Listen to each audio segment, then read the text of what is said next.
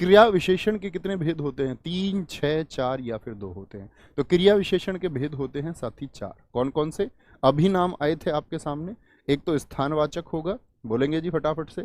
एक क्या होगा? एक आपका परिमाणवाचक होगा, एक साथी आपका रीतिवाचक होगा, और एक आप बताएंगे सारे कि चौथा कौन सा होगा? वो भैया कालवाचक होगा, कालवाचक।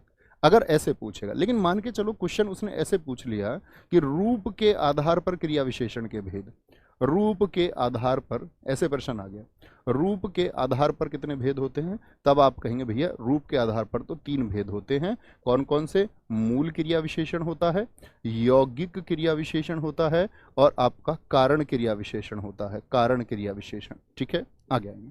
ऐसे ही आपसे पूछ ले क्वेश्चन, प्रयोग के आधार पर क्रिया विशेषण के भेद, प्रयोग के आधार पर, प्रयोग के आधार पर क्रिया विशेषण के भेद, प्रयोग के आधार पर भेद कितने होंगे? तो प्रयोग के आधार पर आप कहेंगे साथी, प्रयोग के आधार पर 3 भेद होंगे आपके।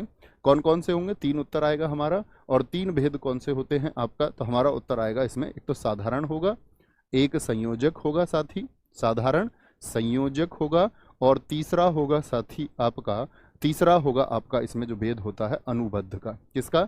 अनुबद्ध होता है, अनुबद्ध क्रिया विशेषण।